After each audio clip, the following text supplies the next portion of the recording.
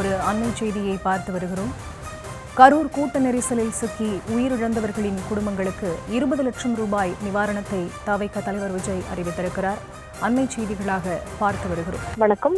தமிழக வெற்றி கழக தலைவர் விஜய் எக்ஸ் வலைதள பக்கத்தில் பதிவை வெளியிட்டிருக்கிறார். முக்கியமாக நேற்று கரூரில் நடந்த அந்த துயர சம்பவத்தில் உயிரிழந்தவரினுடைய குடும்பத்திற்கு தலா 20 லட்சம் ரூபாயும், காயமடைந்து சிகிச்சை பெற்று வருவோருக்கு தலா 2 லட்சம் ரூபாயும் அளிக்க இருப்பதாக அவர் அந்த இழப்பீடு தொகையை அறிவித்திருக்கிறார். முக்கியமாக அவர் வெளியிட்டிருக்கும் அந்த பதிவில், என் நெஞ்சில் குடியிருக்கும் அனைவருக்கும் வணக்கம். கற்பனைக்கும் எட்டாத வகையில் கரூரில் நேற்று நிகழ்ந்ததை நினைத்து இதயமும் மனதும் மிக மிக கனத்து போயிருக்கும் சூழல்.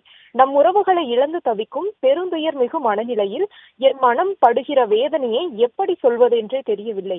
கண்களும் மனசும் கலங்கி தவிக்கின்றேன் என்றும் அவர் குறிப்பிட்டிருக்கிறார். மேலும், நான் சந்தித்த உங்கள் எல்லோருடைய முகங்களும் என் மனதில் வந்து போகின்றன.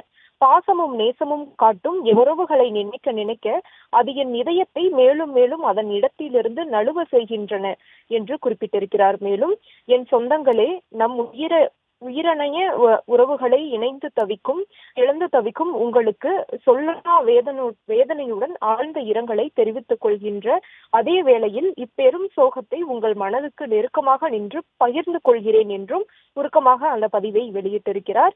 நமக்கு ஈடு செய்யவே இயலாத இழப்புதான். யார் ஆறுதல் சொன்னாலும் நம் உறவுகளின் இழப்பை தாங்கவே இயலாதுதான். இருந்தும் உங்கள் குடும்பத்தில் ஒருவனாக உறவினை இழந்து தவிக்கும் நம் சொந்தங்களினுடைய குடும்பம் ஒவ்வொன்றுக்கும் தலா 20 லட்சம் ரூபாயும், காயமடைந்து சிகிச்சை பெற்று வருவோருக்கு தலா 2 லட்சம் ரூபாயும் அளிக்க எண்ணுகிறேன் என்று இழப்பீடு தொகையை அறிவித்திருக்கிறார்.